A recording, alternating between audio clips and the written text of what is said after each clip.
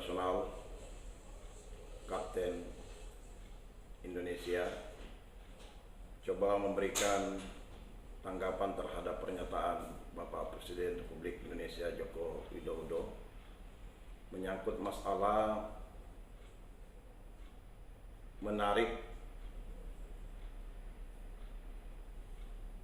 poin-poin yang dibahas di DPR setelah diserahkan beberapa bulan yang lalu menyangkut masalah ketenagakerjaan. Menurut kami bahwa poin ini sangat penting sekali, apalagi berkaitan dengan kondisi hari ini yang carut marut dengan adanya musibah secara dunia COVID-19 ini. Seharusnya semua stakeholder termasuk Kementerian Tenaga Kerja, BP2TKI, perusahaan bersama-sama untuk memikirkan output atau jalan keluar daripada anak bangsa yang hari ini memiliki jumlah yang sangat besar berada pada situasi status sebagai pekerja, baik formal maupun informal, yang jumlahnya tidak sedikit. Kalau kita melihat statistik, sekitar 126 juta orang. 56 juta diantaranya itu adalah pekerja formal, dan sisanya 70 juta itu bekerja di sektor informal. Artinya ini besar sekali gelombang daripada PHK, gelombang pemutusan mata rantai ketenagakerjaan di perusahaan-perusahaan. Seharusnya pemerintah hari ini menyatakan sikap untuk menyampaikan kepada DPR untuk bagaimana mengantisipasi gelombang besar pemutusan tenaga kerja di perusahaan-perusahaan. Oleh karenanya, menurut kami, menurut sikap Kapten Indonesia, Komunitas Penyedia Tenaga Kerja Internasional, seharusnya pemerintah mengajak duduk bareng membahas tentang persoalan yang sangat krusial ini, baik pihak pekerja, buruh maupun kelompok-kelompok penyedia tenaga kerja. Hari ini di mana Presiden sudah mengambil sikap yang sedikit tidak membuat solusi kepada generasi atau para pekerja. Ada banyak hal, ada poin-poin yang perlu kita bicarakan menyangkut masalah sikap atau bagaimana menanggapi undang-undang yang tertuang di Undang-Undang 13 tahun 2013 menyangkut masalah ketenagakerjaan. Begitu juga soal penempatan dan perlindungan Undang-Undang 18 tahun 2017. Ini dikombinasikan mengambil sebuah solusi tidak memberatkan kepada pekerja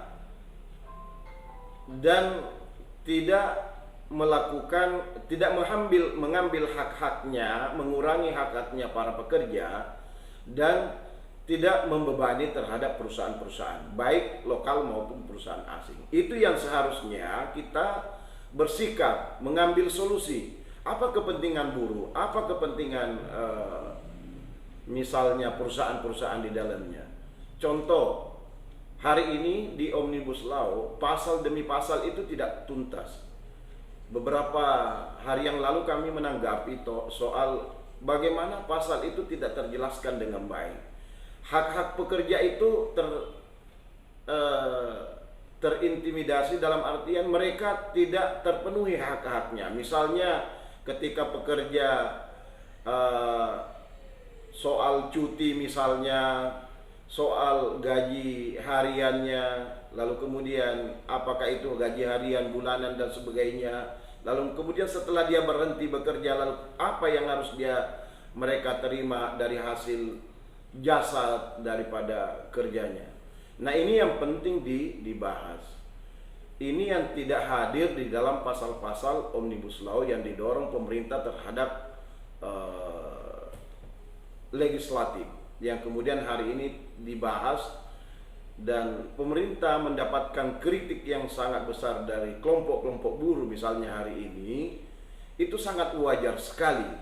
Kritis-kritis yang membangun yang disampaikan oleh saudara-saudara kami para pekerja itu sangat benar sekali. Lalu kemudian pemerintah menarik daripada poin-poin terpenting ini soal ketenagakerjaan. Ini sebenarnya poin yang sangat besar sekali tentang Omnibus Law ini, yang seharusnya diberikan solusi, bukan menarik daripada poin ketenagakerjaan dari undang-undang Omnibus Law, karena menyangkut nasib banyak orang banyak di negeri ini, kurang lebih 126 juta bahkan lebih.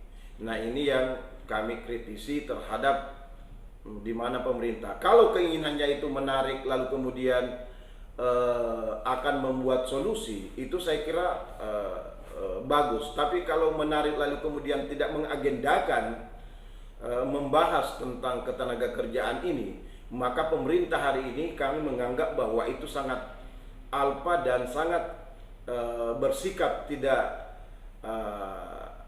tidak sesuai dengan keinginan masyarakatnya, khususnya ketenagakerjaan hari ini. Apalagi dengan adanya musibah COVID ini sangat berbahaya sekali, mengambil sikap yang tidak tepat pada situasi yang dimana hari ini Indonesia bahkan seluruh dunia mendapatkan musibah COVID ini, sehingga diperlukan gambaran atau solusi yang tepat dalam hal penyikapan soal memasukkan kembali. Kalau menurut kami itu perlu memasukkan kembali. Kalau memang ditarik lalu kemudian hanya mengambil sikap, saya kira itu tidak masalah.